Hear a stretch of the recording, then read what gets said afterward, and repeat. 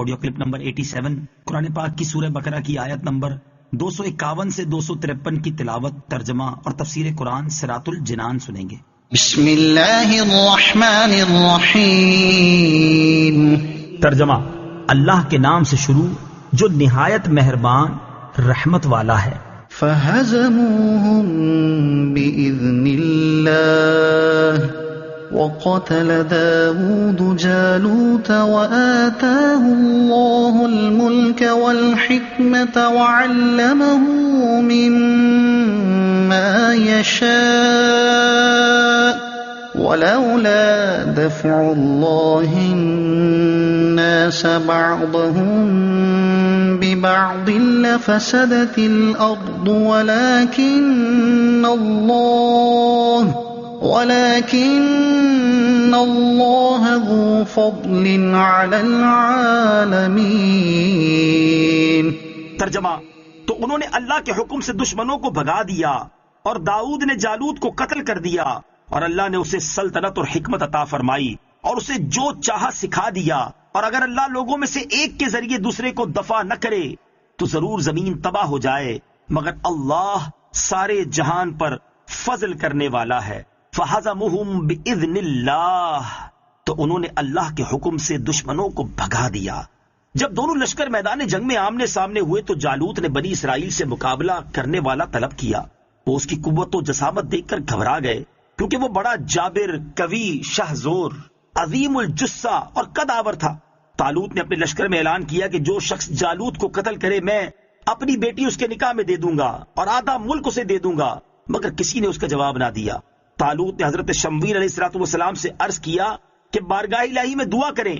آپ نے دعا کی تو بتایا گیا کہ حضرت داؤد علیہ السلام جالوت کو قتل کریں گے۔ حضرت داؤد علیہ السلام کے والد عیشا طالوت کے لشکر میں تھے اور ان کے ساتھ ان کے تمام فرزند بھی تھے۔ حضرت داؤد علیہ السلام ان میں سب سے چھوٹے تھے اور بیمار تھے، رنگ زرد تھا اور بکریاں چرایا کرتے تھے۔ جب طالوت نے آپ علیہ السلام سے عرض کیا کہ اگر آپ جالوت کو قتل کریں تو میں اپنی لڑکی آپ کے نکاح میں دے دوں گا اور آدھا ملک آپ کو پیش کر دوں گا، تو آپ نے اس پیشکش کو قبول فرما لیا اور جالوت کی طرف روانہ ہو گئے۔ لڑائی کی صفیں بند گئیں اور حضرت داؤد علیہ السلام اپنے دستے مبارک میں گوپھن یعنی پتھر پھینکنے والی رسی لے کر جالوت کے سامنے آ گئے۔ جالوت کے دل میں آپ کو دیکھ کر دہشت پیدا ہوئی، مگر اس نے باتیں بہت متکبرانہ کی اور آپ کو اپنی قوت سے مغلوب کرنا چاہا۔ آپ نے اپنی اس رسی میں پتھر رکھ کر مارا، وہ اس کی پیشانی توڑ کر پیچھے سے نکل گیا اور جالوت مر کر گر گیا۔ حضرت داؤد علیہ السلام نے اسے لا کر طالوت کے سامنے ڈال دیا۔ تمام بنی اسرائیل بڑے خوش ہوئے اور طالوت نے حضرت داؤد علیہ السلام کو حسب وعدہ نصف ملک دیا اور اپنی بیٹی کا آپ کے ساتھ نکاح کر دیا۔ ایک مدت کے بعد طالوت نے وفات پائی اور تمام ملک حضرت داؤد علیہ السلام کی سلطنت ہوئی۔ اللہ تعالیٰ نے حضرت داؤد علیہ السلام کو حکومت اور حکمت یعنی نبوت دونوں عطا فرما دیے اور آپ کو جو چاہا سکھایا۔ اس میں ذرہ بنانا اور جانوروں کا کلام سمجھنا دونوں شامل ہیں، جیسا کہ سورہ انبیاء آیت نمبر 79 اور 80 میں ہے۔ تلک آیات اللہ نتلوها علیک بالحق وإنک لمن المرسلین۔ ترجمہ: یہ اللہ کی آیتیں ہیں جو اے حبیب ہم آپ کے سامنے حق کے ساتھ پڑھتے ہیں، اور بے شک تم رسولوں میں سے ہو۔ تلک آیات اللہ، یہ اللہ کی آیتیں ہیں۔ گمشدہ تاریخی حالات اور علوم غیبیہ کا عطا ہونا حضور پرنور صلی اللہ تعالی علیہ وآلہ وسلم کی نبوت کی دلیل ہے کہ نہ تو آپ نے علم تاریخ حاصل کیا اور نہ مورخین کی صحبت میں بیٹھے، پھر بھی ایسے درست حالات بیان فرمائے۔ اس سے معلوم ہوا کہ آپ علیہ السلام سچے رسول اور صاحب وحی ہیں۔ تلک الرسل فضلنا بعضهم على بعض منهم من كلم الله ورفع بعضهم درجات وآتينا عيسى ابن مريم البينات وأيدناه بروح القدس وَلَوْ شَاءَ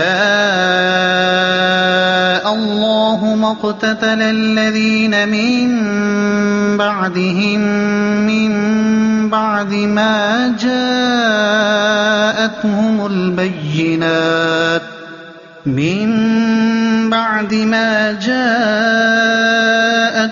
البينات ولكن اختلفوا فمنهم من آمن ومنهم من كفر ولو شاء الله ما اقتتلوا ولكن الله يفعل ما يريد۔ ترجمہ، یہ رسول ہیں، ہم نے ان میں ایک کو دوسرے پر فضیلت عطا فرمائی۔ ان میں کسی سے اللہ نے کلام فرمایا اور کوئی وہ ہے جسے سب پر درجوں بلندی عطا فرمائی، اور ہم نے مریم کے بیٹے عیسیٰ کو کھلی نشانیاں دیں اور پاکیزہ روح سے اس کی مدد کی، اور اگر اللہ چاہتا تو ان کے بعد والے آپس میں نہ لڑتے جب ان کے پاس کھلی نشانیاں آ چکی تھیں، لیکن انہوں نے آپس میں اختلاف کیا تو ان میں کوئی مومن رہا اور کوئی کافر ہو گیا، اور اگر اللہ چاہتا تو وہ نہ لڑتے، مگر اللہ جو چاہتا ہے کرتا ہے۔ تلک الرسل، یہ رسول ہیں۔ اس آیت میں انبیاء کرام علیہ السلام کی عظمت و شان کا بیان ہے، اور یاد رہے کہ نبی ہونے میں تو تمام انبیاء کرام علیہ السلام برابر ہیں، اور قرآن میں جہاں پہ آتا ہے کہ ہم ان میں کوئی فرق نہیں کرتے، اس سے یہی مراد ہوتا ہے کہ اصل نبوت میں ان کے درمیان کوئی فرق نہیں، البتہ ان کے مراتب جدا گانا ہیں، خصائص و کمالات میں فرق ہے، ان کے درجات مختلف ہیں، بعض سے اعلیٰ ہیں، اور ہمارے آقا علیہ السلام سب سے اعلیٰ ہیں۔ یہی اس آیت کا مضمون ہے، اور اسی پر تمام امت کا اجماع ہے۔ یہاں آیت میں بعض کو بعض سے افضل فرمایا گیا، اس سے معلوم ہوا کہ یوں نہیں کہنا چاہیے کہ بعض سے ادنا ہیں، کہ یہ ادب کے مطابق نہیں۔ وَلَوْ شَاءَ اللَّهُ، اور اگر اللہ چاہتا۔ انبیاء کرام علیہ السلام کے معجزات کے بعد بھی ان کی امتیں ایمان و کفر میں مختلف رہیں، یہ نہ ہوا کہ تمام امت مطیع و فرما بردار ہو جاتی۔ یہ اللہ تعالیٰ کا نظام حکمت ہے، اگر وہ چاہتا تو کوئی بھی آپس میں نہ لڑتا، لیکن اللہ تعالیٰ جو چاہتا ہے کرتا ہے، اس کے ملک میں اس کی مشیت کے خلاف کوئی کچھ نہیں کر سکتا، اور یہی خدا کی شان ہے۔ ہمیں صرف یہ حکم ہے کہ اللہ تعالیٰ کے حکم پر سر تسلیم خم کریں، اور جو اس نے فرمایا ہے اس کے مطابق عمل کریں۔